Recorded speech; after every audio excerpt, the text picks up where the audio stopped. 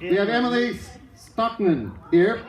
And Emily, if you've been to the vet clinic recently, she's rather a new person there, am I correct? Yeah, I just started in August. August, yeah. And she's been a great addition to the vet clinic. Do you have an official title? I'm a veterinary technician. Okay. Fantastic. And as you know, we have the best vet clinic in the world, I think.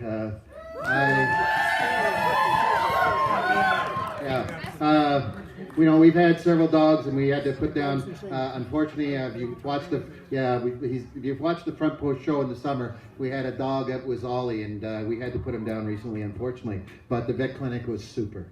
They know how to make a bad situation at least bearable, and we have great memories of Ollie. Anyways, on with that, Emily. Christmas is coming. A lot of people say, "Oh, we're going to buy a pet," and especially when some of the kids are saying, "I wanted this and I wanted that." How can people think about buying pets efficiently for their loved ones? Well, you always want to remember that owning a pet is a lot of work, whether or not it's a gerbil or it's a dog. You have to make sure you have room for whatever pet you want, and you also have to make sure that you know exactly what they need so that when you get the pet, you can keep them long term and not have them end up in a shelter or something like that. And what are some of the considerations people have to do? You've given some, but there's a few other ones, like, for example, how much it's going to cost. So how much space you have, how much it's going to cost. Working at a vet clinic, you realize real fast how much animals cost to get them everything they need, their shots, flea, tick prevention, everything that you need. Also need to know how old the kids are, or sort of whether you live in the country, whether you live in the city, how much room you have for the pet, how much time you can devote to the pet. There's many things to think about. Also what kind of pet you want. When you're looking at very different pets, certainly there's a time commitment for each one. When you're looking at a dog or cat, how many years is that time commitment?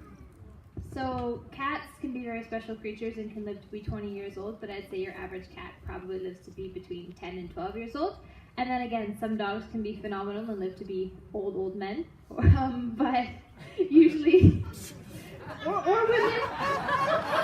They can be grumpy old dogs. Sorry. But no, I'd say your average dog, small dogs live longer. Chihuahuas can live to be 20 years old, but I'd say your average big dog lives to be probably about 10 years. So your commitment could be anywhere between 8 to 10 years, depending on. Okay, what about things like rabbits? I had a rabbit for about 10 years. Most bunnies don't live that long. I'd say about 6. Okay, guinea pigs? I'm not sure. I had a friend who had a 13-year-old guinea pig, but I'd probably say about 6, 8 years, something like that. And I've had hamsters. They don't live very long, about 4. No. Yeah, pretty much. Okay. And rats and mice, I'm sure the same. I'm not even going to talk about snakes. Does anybody know how long a snake lasts? Not long in my house. Not long in your house. Okay. Don't even go there, Frank. Okay. And one of the other considerations, I know that we have had 2 dogs. We have 1 dog and a cat now. But certainly one of the things you have to think about is if you want to travel a lot.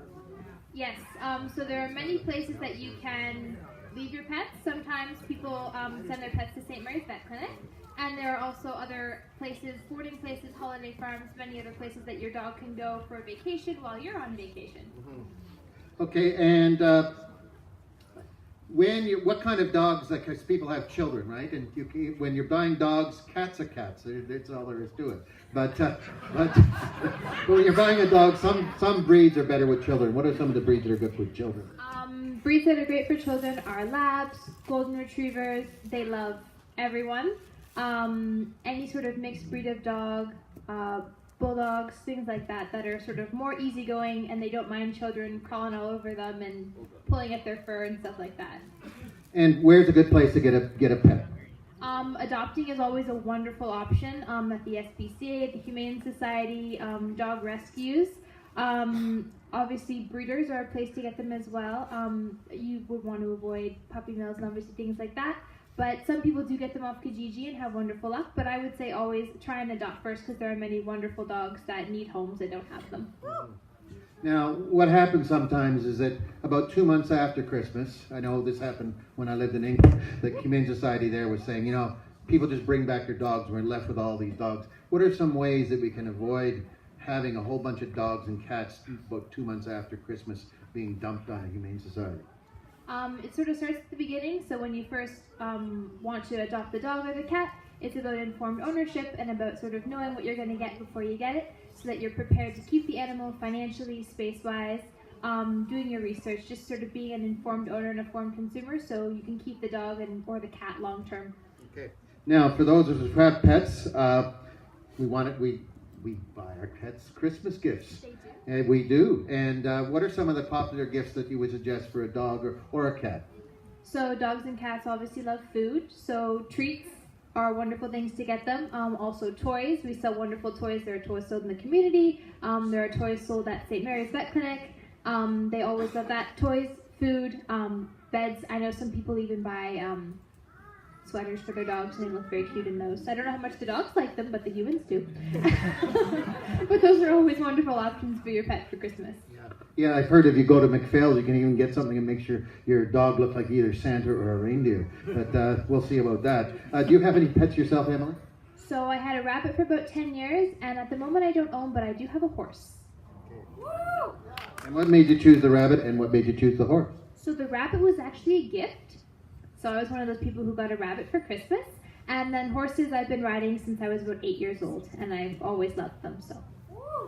Okay, thank you very much. Okay, thank you. Your hands warm? My hands are freezing. But I'm Canadian. I can do this.